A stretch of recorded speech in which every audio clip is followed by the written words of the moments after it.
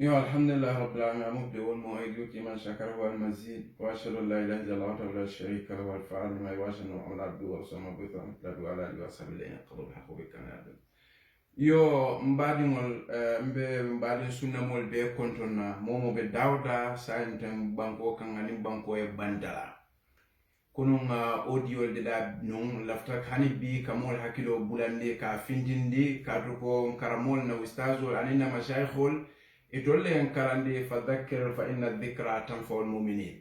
kanyo hakilo bulani nyo hakilo bulando aka mu'minol le nafa nin ko mu'minol wollem jumalati wolle ahlus sunna wal jamaa bistithna kaje ko nyin kila sallallahu alaihi wasallam ko sataftariqu ummati nama dobe faram farana kata fukka futa wurula nim fen wol tol bebe imandra fen kan ibe filola kon aminul istithna wal kono wolle ma ko mana alayhi wa ashabi intenen na saibol be min kan wolle munde sunno kitabo ni sunno nga nasihala soto purunde famoye anim mbadin ustasol na mashayikhol itonde famo kantol yamar wala hanin kamin fote itol yalon ne anim mbadin arab studentol arab talibol mi yalon ko be gambia banko kan ani be gambia banko e bantala ala en toli yamar minna manzala karola manke manse jaliti mbuga mansa nyani ni kula malla fi fenna mansa bulo barakila sallallahu alaihi wasallam ani ala subhanahu wa ta'ala mi en toli yamar wo mansa no mula shartol kamilul be korin kitabo ni sunno konon ka bula wole noma kadu tumomi ne ko muslimoti ko mu'minoti ma atakum rasul fa khudhu wa ma nakum an fantahu bar ninga nyimfo moli dabu katre jemi yalon ko katre la nidia ko noma birin dunia ko lam foy fon la kunna dia ko nda katra misil mol le muy bar kule be je tol be la ferminna ila nidia ko ni la dunia balu ko to mantara walla me minna jam momo ya lon ko ate aje ko alama de da fen kam ko ala fo ya fo jam ma kharru jinna wal insa illa ya budun man jidol ni hadama dingol de da fen kam fo kam batu drum mi ya lon kay wa ayo to nyanda bulato ayo numan ka diamu wolle minu yaje ko man ayatul dunya illa mata'ul ghurur minu yaje ko dunya balwo manke fendi fo aka banne dron ko ko wasa keno wo kono le birin ajjaw malem fa kennema so ngamin fo jawala mbane arab talibol bin nata kam fangol le yamar kam fangol le hakilo bulandi aninna ustazol ninna mashayikhol ngata son politicien oli yenke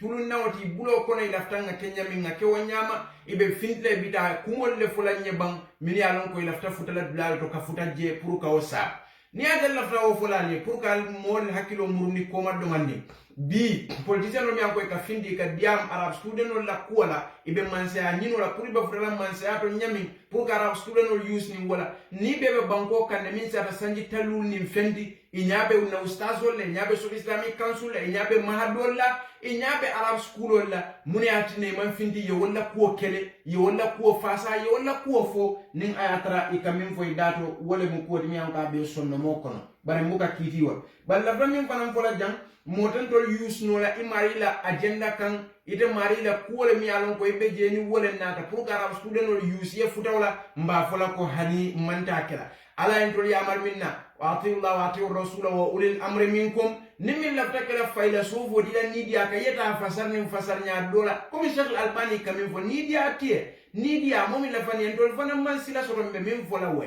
ala ko kila sallallahu alaihi wasallam yele akay fo man sha'a falyumin man sha'a falyakfur so wal bulaje wa amma samud fa dina am fastabla amal al huda ya Muhammad sallallahu alaihi wasallam samudan ko le nye ikandan le bayro le filibante yare kanu katambi kandwa lonna mi an ko tambita min salaf salih kila sallallahu alaihi wasallam la yamaro man sala karola mimbe sabatrin kitabo ni sunno wala ka noma kabulanu maka duay na yamar ku jawlanta kala nde fintla kan nde mol tahrid la kan nin abe amar la kullu la kono ka duay pour ala abeten so mi an ko lafta kala man sati pour ikata arab school le do lafta wodulale kala politique dulati mbari arab talibol sen hakilotu nkata som politicien o yena na arab karamol de ya be jelle kala politique dulati so islamic council na misima ya ben dulal aketa politicien ne tin kata so wala kata tebe banko kan sanji talul ayate ko arab talibol ngo politicien kata na ikafo mole ko ningara president dimbe hakole kala je e arab student ni english student pour yakam jumare mawlo ndol ngalo ne ko ka banko ka hako mbeka nda fengo belere tu English school student ol keta fe wo fendi banko ka ala student ol se keno ati jele so banni ali age birim muntuma fo ali amira mawolon pour kala hakilo bla ni ngawolonne banni ali age man findi man sakan kan kam fa yitani ko English student ol kaminke ka demonstration ol ke wala ka findi man saka kam sanne ni ali age sanji talulu fo wato fo kana bila mawake wala nyinti ko na mabdamu minti ala yamar minna kila yamar minna mbe woda malla man sanoma ka bulanoma ka duwaye mbuka soso mbuka fintaka hana tan to fola hakko be ja mawodinna bare kila min fonye nka bula wala noma wala na biribe mansala ku jaw biribe mansala ku udayfa be ku be fokan min satina pour mansala ko kila sallallahu alaihi wasallam bira be fa pareta ako udayfa ko ila min be ko la fasma wati amoye bulanoma fana udayfa nda nyina fo ni min fana fata jamaa bandala ifata maytatan jahili alma ale mbe tankawol wo benten fendi furuka muslimol ke susuni nyoka Anas ibn Malik ni fa ko ni lafta hadama ni wala kunna ku ya taman ser folo jila tumomi na ka findi kam man san nen ka ngaybe ako wol mu kulati mi yalan ko kunna ku ya taman serolem misilma kendo so nabe wonyama ko ndol nganna hakolo ne Gambia mimbe nimman sa tema hani politician man na yo propaganda yeta arabic school to yo wol fo molia hani nga wolon ne birin Gambia sanji talule independent ani sa tema English student oli keta fewo fendi banko kala student oli nyanta kelatile bari ndol manke komi ko karanal be nyami e ka findi ka safaro ko wala ka kangol fo wala ka ta agenda noma wala be planol landa wala be ferol landa be kuol fo eta ke be ku jamal fo la eta kala fo ala min tanga so nga man sa bunya nga man sa horoma nin nasi kuol mi alon ka mekeno ara student la hakko ma fo la so be zami kansul mi alon ka be je ku jamal le be je batal min ko le minta ina man findi man sannen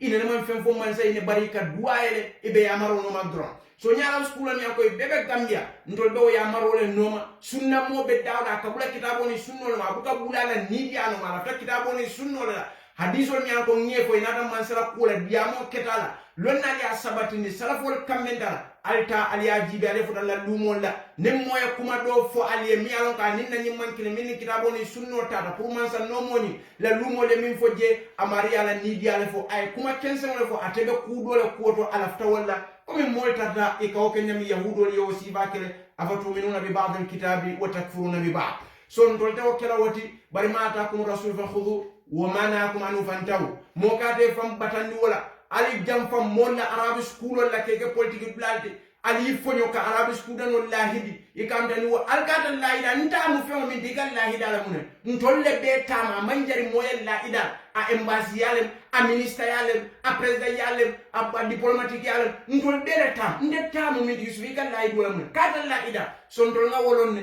bani ala dembe sabar la kam be deira kan mbukala fi fitno la banko kan hani wo be ngamansa oma ngamansa punya ngadua en kabulano so moni yalon kon tol to sonna woliya tammi nyato woliya mara wo banko kan woliya banko tinya dino la karola daji ko la karola wokola ikafo ka arab student wol hakilo bulandi ko wala ko wol ma wolon sangi tan komando mba fole ye ko mun neneleti ntol te bulala mo sifal no ntol ni wo mo sifal tida malla fi wo mo sifal tammi nyato ko mine la audio pile la de nyami kadiya mo dawo dal sal tulolo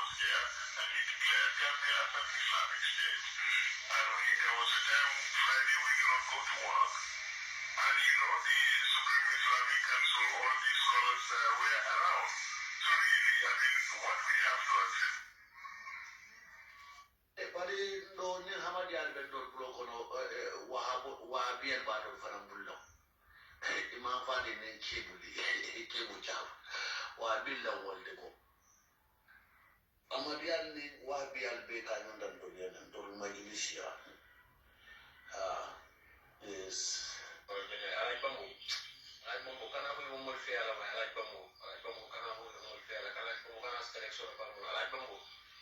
ustaso be itani ustaso be atol albara atol alba atol kafiri dingol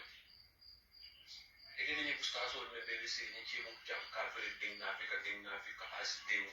itani wala kafirot ikamoy ala ko ni audience videos full sifal wala ni bla fo ke wuri na mo ko kam ke wuri ay ka ko nake ala to hey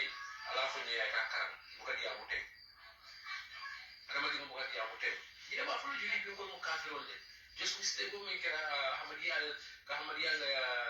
amiro ka duwe me ala ko sinya ki once in a life fa do mo na tan be ke meta be mistake wala so na ta do la ka ko mo kafir wala kana ko al kana la ka ti ba ni fo to na ka ko le ko ka so ma ke senti yo mina diamo dal na jan say mbadingol aliya moyle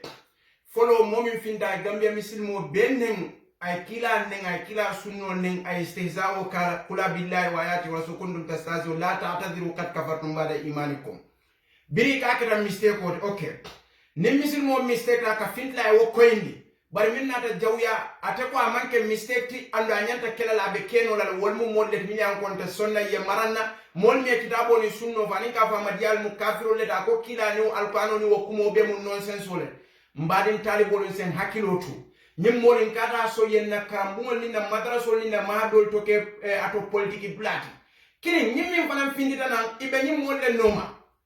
ako na ustaso se umar le kadiyama ka fo le manyen na kadiyamo nyama video to se atondi fon se tarawalle beje se umar dan so beje ba kemo beje se atondi se kebo beje se atondi fon umar fa baji de beje ako wol be mu kan ako wol mu kafiro le wol mu jayro le ako wol le mu kafiroti ako tonya mol kamin fo wala ko to koni markasol manke fendi tonya o kuma mu tonya ta e bani okay so ni mo wulta wol kono wata na arabic school to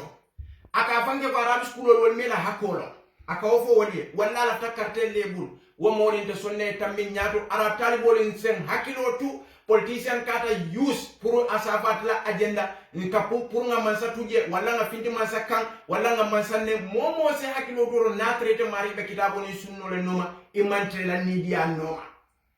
mol yalan ko ñu kumo fo audio ta aliamoy